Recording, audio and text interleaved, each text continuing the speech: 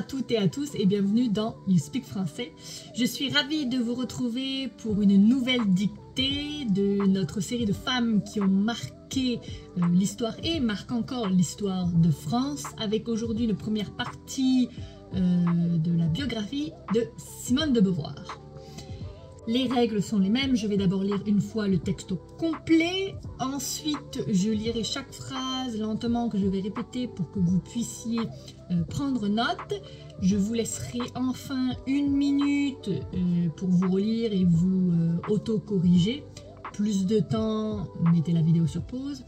Et ensuite on regardera la correction ensemble. Donc si vous êtes prêts, prenez un papier, un crayon et on démarre tout de suite. C'est parti!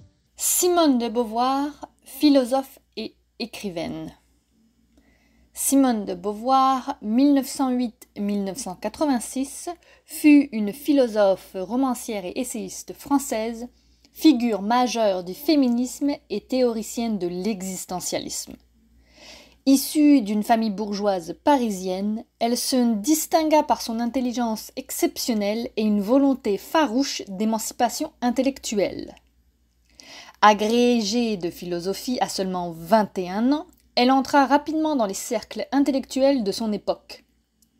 Sa rencontre avec Jean-Paul Sartre en 1929 marqua le début d'une relation à la fois amoureuse et philosophique qui allait nourrir une collaboration durable au sein de la revue Les Temps modernes. Son œuvre la plus célèbre, Le deuxième sexe, 1949, constitue une analyse magistrale de la condition féminine. Beauvoir y démontre que la femme n'est pas définie par une essence naturelle, mais construite historiquement comme l'autre, reléguée au rôle de subordonnée. La formule « on ne naît pas femme, on le devient » est devenue emblématique, résumant à elle seule une révolution conceptuelle. Par cet essai, elle appliqua la pensée existentialiste au féminisme, affirmant que l'être humain se définit par ses choix et que les femmes sont libres de se construire elles-mêmes. Point final. Ok, on commence la dictée tout de suite. Titre : Simone de Beauvoir, philosophe et écrivaine. Simone de Beauvoir, 1908-1986, fut une philosophe, romancière et essayiste française. Simone de Beauvoir, 1908-1986, entre parenthèses. Simone de Beauvoir, entre parenthèses, 1908-1986, fut une philosophe, virgule,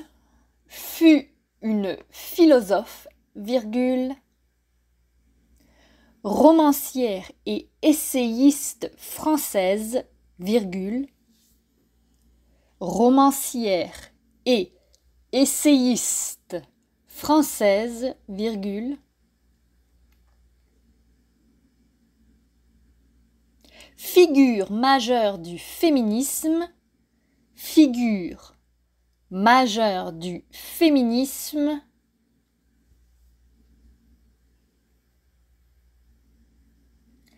et théoricienne de l'existentialisme. Point. Figure majeure du féminisme et théoricienne de l'existentialisme. Et théoricienne de l'existentialisme. Point. Issue d'une famille bourgeoise parisienne, virgule. Issue d'une famille bourgeoise parisienne, virgule. Issue d'une famille bourgeoise parisienne, virgule. Elle se distingua par une intelligence exceptionnelle. Elle se distingua par une intelligence exceptionnelle.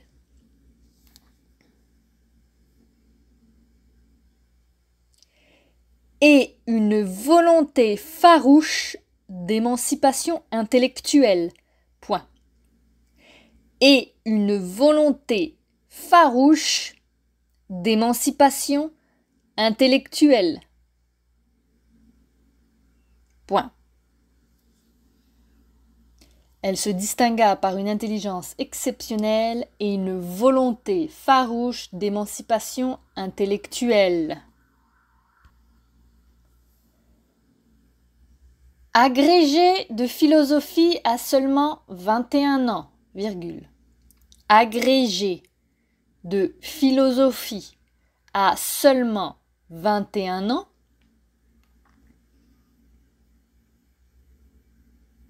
agrégée de philosophie à seulement 21 ans, virgule. Elle entra rapidement dans les cercles intellectuels de son époque. Point. Elle entra rapidement dans les cercles intellectuels de son époque. Point.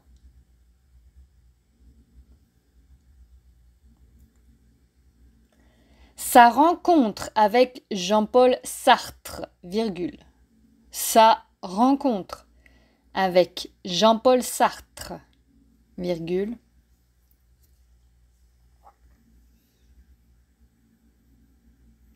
En 1929, virgule.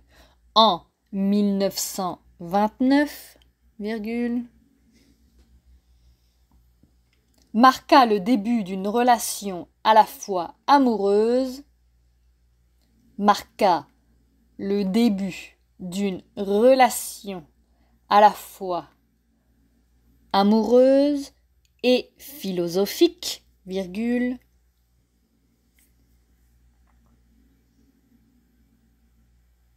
Marqua le début d'une relation à la fois amoureuse et philosophique, virgule.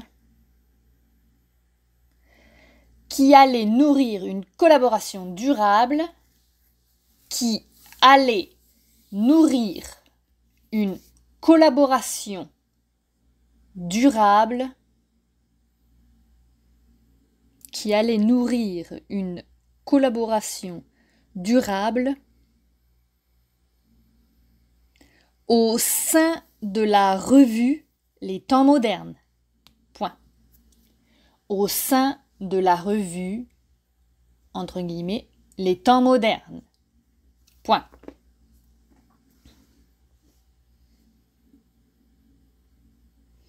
Son œuvre la plus célèbre, virgule. Son œuvre la plus célèbre, virgule.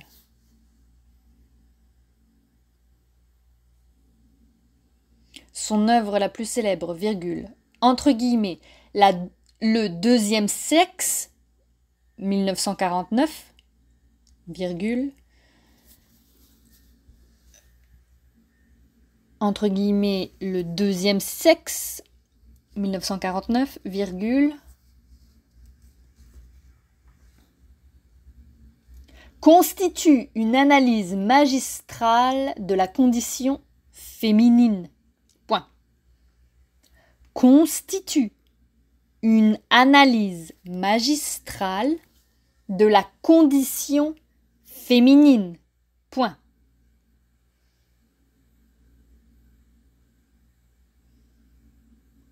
Beauvoir y démontre que la femme, Beauvoir y démontre que la femme n'est pas définie par une essence naturelle, virgule, n'est pas définie par une essence naturelle, virgule,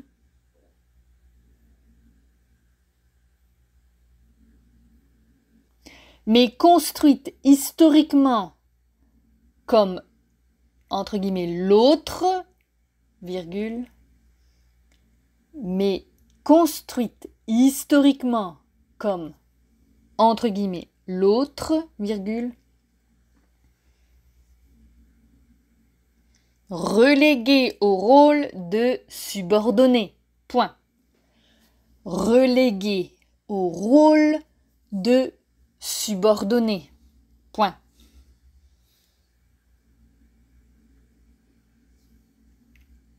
La formule, ouvrez les guillemets, on ne naît pas femme, virgule, on le devient, fermez les guillemets. La formule, ouvrez les guillemets, on ne naît pas femme, virgule, on le devient, fermez les guillemets.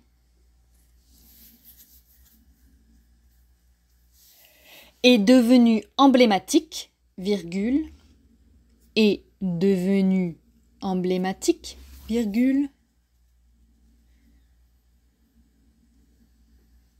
résumant à elle seule une révolution conceptuelle. Point.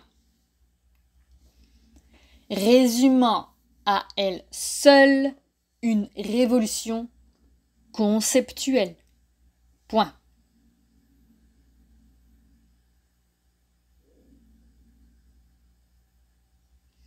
Par cet essai, virgule, par cet essai, virgule,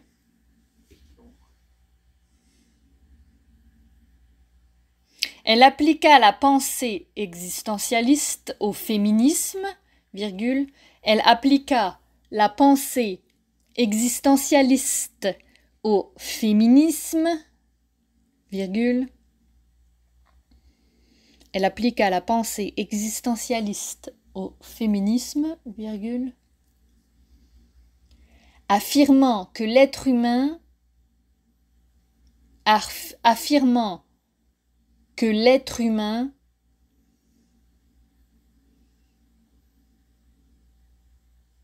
se définit par ses choix,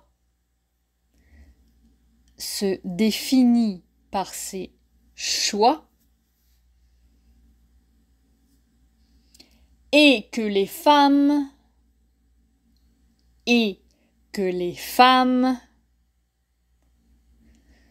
sont libres de se construire elles-mêmes.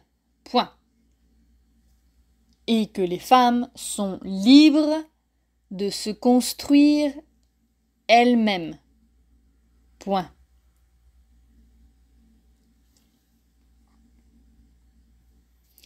Ok, dernière lecture au complet. Titre: Simone de Beauvoir, philosophe et écrivaine. Simone de Beauvoir, 1908-1986, fut une philosophe, romancière et essayiste française, figure majeure du féminisme et théoricienne de l'existentialisme. Issue d'une famille bourgeoise parisienne, elle se distingua par une intelligence exceptionnelle et une volonté farouche d'émancipation intellectuelle.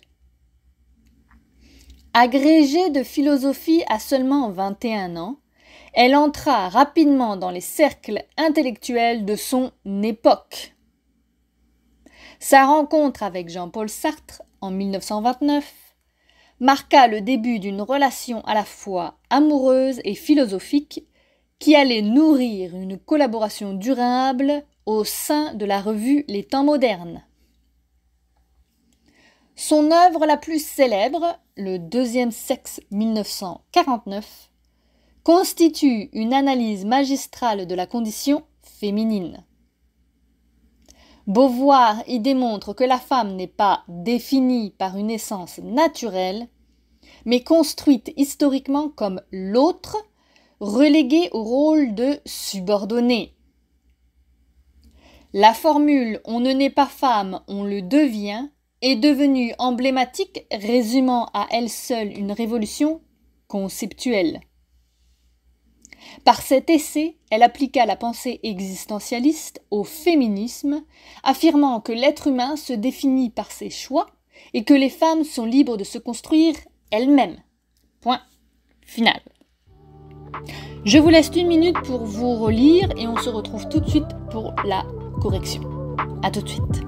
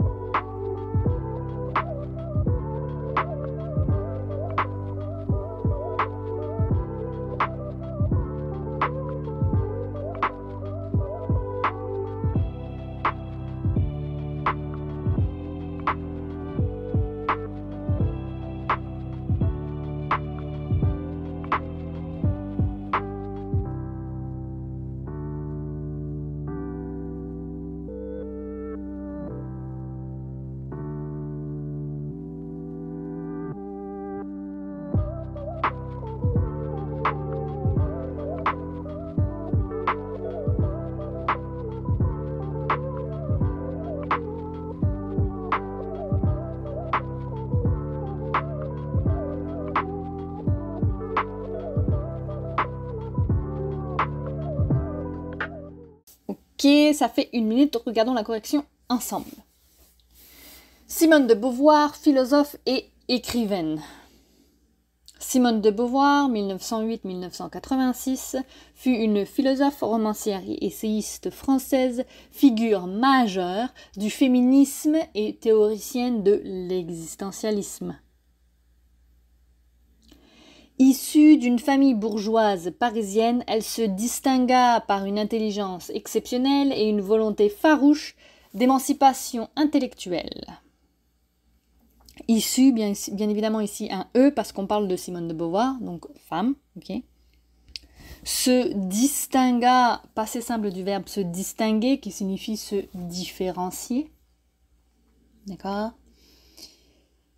Farouche, ici est un adjectif qualificatif qui, au sens courant, signifie de montrer une grande force intérieure, une détermination intense. Donc ici, c'est une volonté inflexible, puissante, indomptable. Agrégée de philosophie à seulement 21 ans, elle entra rapidement dans les cercles intellectuels de son époque. Agrégée, ça signifie qu'après avoir obtenu l'agrégation, ça permet d'être enseignant titulaire des établissements de l'enseignement public, donc un fonctionnaire de l'État. Donc elle avait été déclarée apte à enseigner la philosophie à seulement 21 ans, ce qui est assez impressionnant. Sa rencontre avec Jean-Paul Sartre en 1929 marqua le début d'une relation à la fois amoureuse et philosophique qui allait nourrir une collaboration durable au sein de la revue des temps modernes. Au sein de signifie au cœur de, parmi, dans. C'est une locution prépositionnelle. Son œuvre la plus célèbre, Le deuxième sexe, constitue une analyse magistrale de la condition féminine. Magistral est un adjectif qualificatif dont le sens principal signifie qui est remarquable par sa maîtrise, son excellence ou sa puissance intellectuelle. Donc ici, dans le contexte du texte, on parle d'une analyse brillante, profonde, admirablement construite, qui fait autorité dans son domaine. Beauvoir y démontre que la femme n'est pas définie par une essence naturelle, mais construite historiquement comme l'autre, reléguée au rôle de subordonnée. Relégué, ici, le participe passé du verbe reléguer qui veut dire mettre à une place inférieure, écarté d'une position. Subordonné qui est un adjectif ou un nom selon le contexte et qui signifie dépendre d'un supérieur ou être sous l'autorité d'un autre. Donc dans le contexte ici on parle de l'autorité masculine.